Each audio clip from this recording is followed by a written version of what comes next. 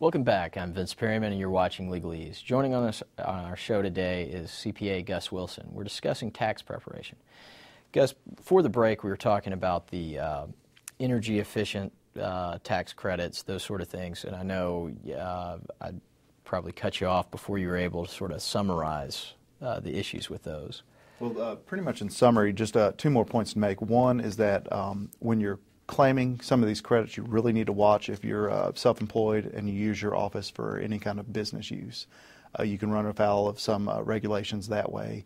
And then also there's special regulations for fuel cells as opposed to solar cells and wind reclamation. So you do need to be very careful about how you read the code. Once again, I know I can't say it enough.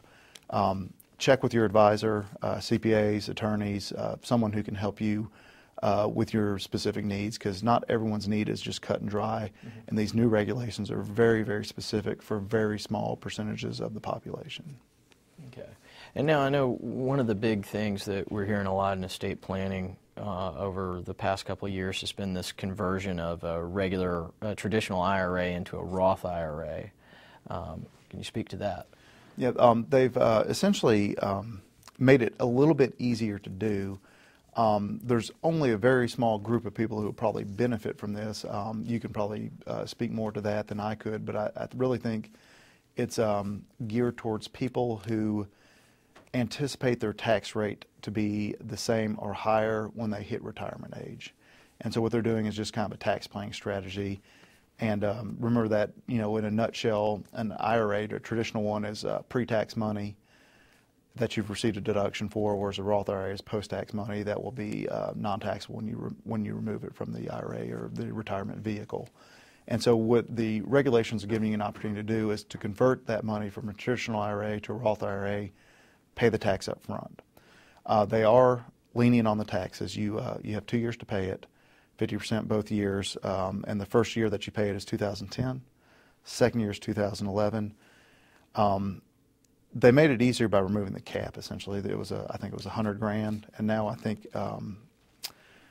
it's the sky's the limit. I think you can convert the whole thing, but just remember that there's significant tax effects both downstream and immediately if you choose to do this. Yeah, one of the main things for the conversion that I'm telling people is if you're choosing to convert, what you want to do is to be able to have enough money outside of the IRA you're converting to pay the taxes on it.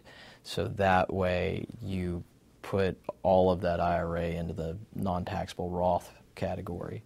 Now, was there any other individual tax issues other than the home buyer credit?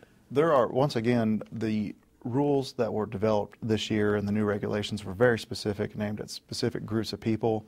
There's a whole slew of them.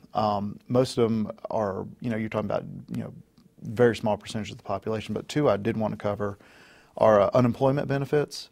Obviously a big issue. We're still seeing double-digit unemployment, and times are tough all over.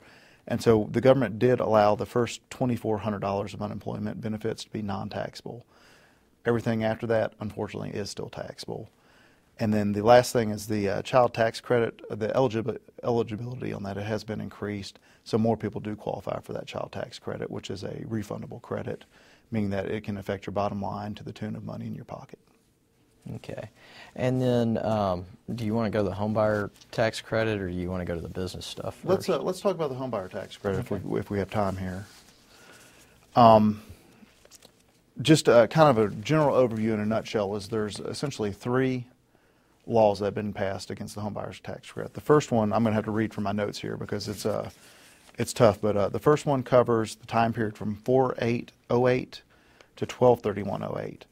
That one is a $7,500 first-time homebuyer tax credit. It is not it's not free and clear, to say the least. It is a 15-year loan, interest-free from the government, that you have to pay back. And so essentially you start paying $500 on your tax return in 2010, and you'll just keep paying until it's paid off 15 years from now, or if you sell the home, you got to pay it back then.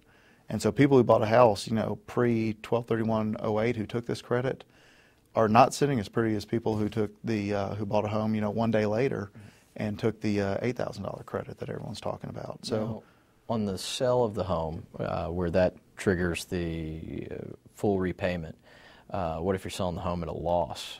there are certain rules and regulations that provide, it's kind of like a stop loss, where if you're selling the home at a loss, you don't have to repay it given special circumstances. Okay. And it's kind of like a cap. It's like you got to sell the home at a loss, you sell the home at a break even, or sell it at a profit.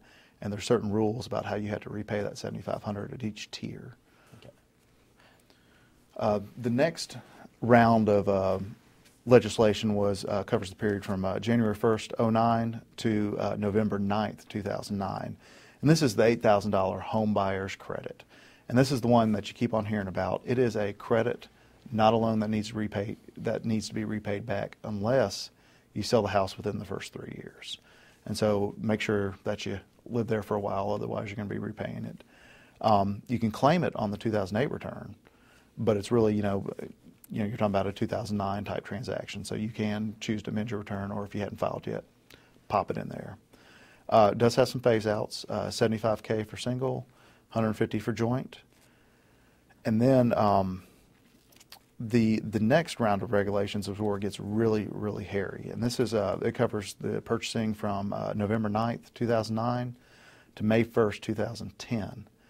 And if you have a contract standing at 4/30/2010, you can run all the way out to June as long as you sell the house by June, or move into the house by June. You can still claim the credit.